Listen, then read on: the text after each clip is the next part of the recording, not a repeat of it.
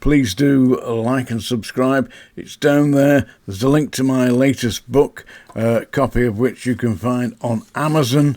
Absolutely doing brilliantly well. It's got 5-star reviews. HMP Manchester prison officer, and that was a picture of me on the front when I was 26 years old. I was a young man then.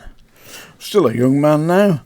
Today I'm going to talk about a show I went to see last night with Michael Franzese.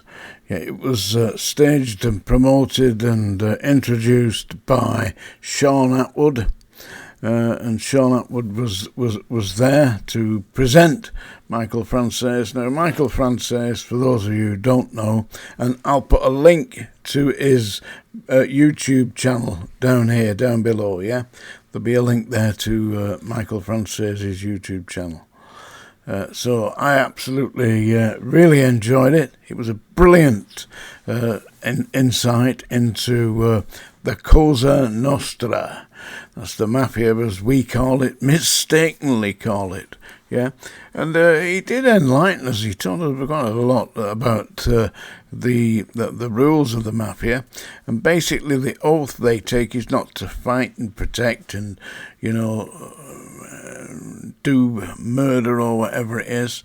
The oath they take is called the Oath of Omerta. Yeah, and that means silence. You don't tell anybody anything. So if you get lifted by the police, you say nothing. And that's the basic rule of the Cosa Nostra. And he was a senior, they called him the Prince of the Mafia at one time. And he went on to explain how he was listed in Forbes magazine as being the 18th most powerful mobster in America, which is something to be proud of, I suppose. If you want to be a mobster, if you're going to be in a career, you might as well be a success, eh?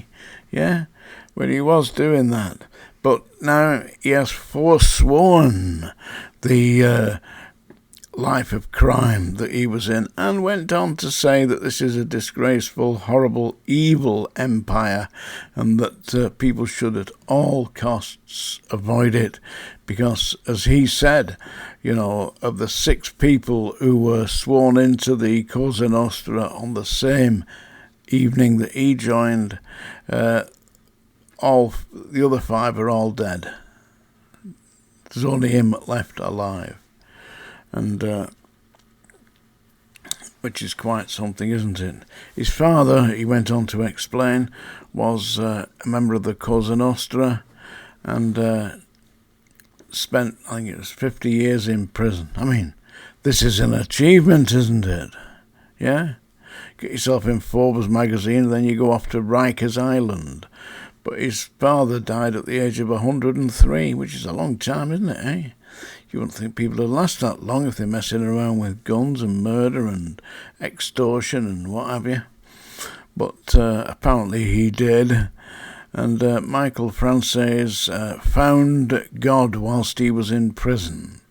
He was in solitary confinement, so he says, and you must go and see or watch his channel, yeah, and read his books. I mean, I believe that Sean Atwood is part of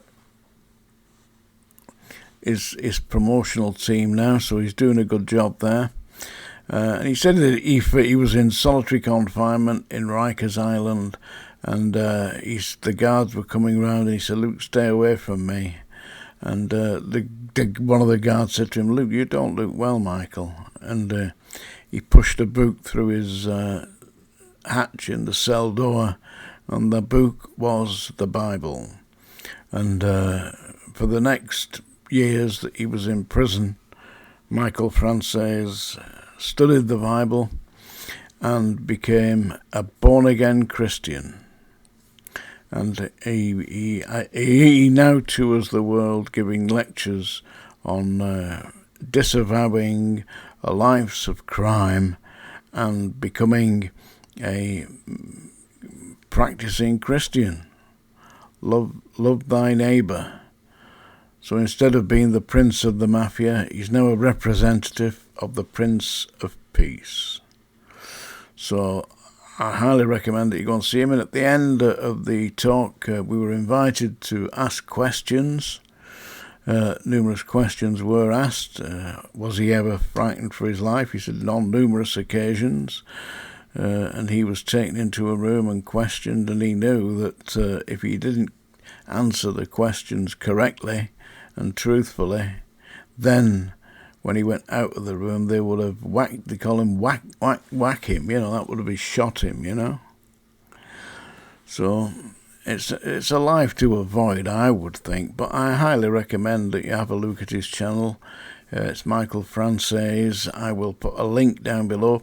He's also got wine coming out, a brand of wine called Franzese wine. That will be in all the supermarkets this year, I believe. So he said. I quite like red wine, so I will definitely be trying some of that. And I found it to be a very interesting evening. I did ask a question, yes.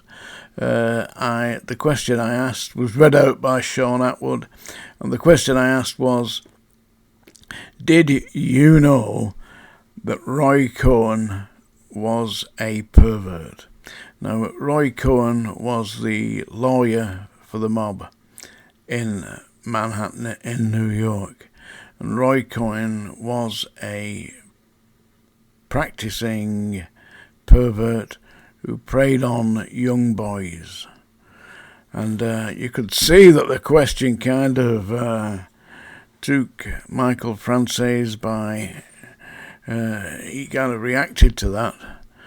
But he said, yes, he hated Roy Cohn. He didn't like Roy Cohn at all. He knew Roy Cohn. Said that he'd met Roy Cohn whilst he was working with Donald Trump, who is also associated with the mob, by the way. And he said that Roy Cohn had offered to get him off an indictment. He said, all you're going to do is give me £250,000, put it in my bank. He said, and we'll deal with this. Your indictment will be quashed. Well, Michael Franzese could see through that. There was no way that Roy Cohn was going to get his indictment quashed. All he was going to do was take his £250,000 and sail him down the river to Rikers Island. So he didn't. So that was my question to Michael Franzese. A very interesting man, comes across very honestly, and it was a thoroughly enjoyable evening. Thank you very much to Sean Atwood for inviting me. I really enjoyed it. And also, whilst I was there, I met a number of people who came across, introduced themselves to me, said they watched this very podcast. A really nice guy called Lee Marvin, who'd written a book called Born in Prison, which I intend to get a copy of, Born in Prison by Lee Marvin. It'll be available here on Amazon, yeah? Another guy came across asking me questions about Ian Brady. Well, there are certain questions about Ian Brady that I cannot answer for reasons that people that are involved or were involved with him are still alive. They're extremely litigious in positions of authority, power, and they're also 33rd degree Masons. And as you all know, if you read my book, I seem to be on the target list for certain members of the Masonic movement. And it's that kind of day, folks. That's the song, Dinger. I'm not going to sing to you. Although if you really insist, I will, but you'll have to ask me some comments down there, yeah? And don't forget, on the 4th of June, Tuesday the 4th of June, 7 p.m, live broadcast here on Tales from the Jails with John G. Sutton. In the meantime, for your troubles, I'm going to read you a poem. This is a really beautiful poem. It's by Walter Delamere, and it's silver. I'm a big fan of poetry.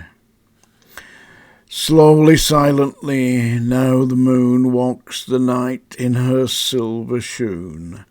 This way and that she peers and sees silver fruit upon silver trees. One by one the casements catch her beams beneath the silvery thatch.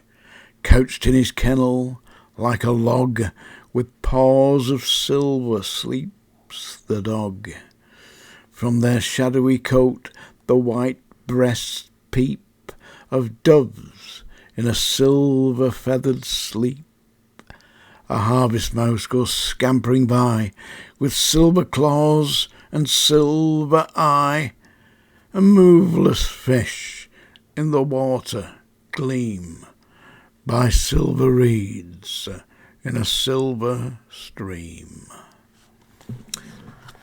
Silver by Walter Delamere.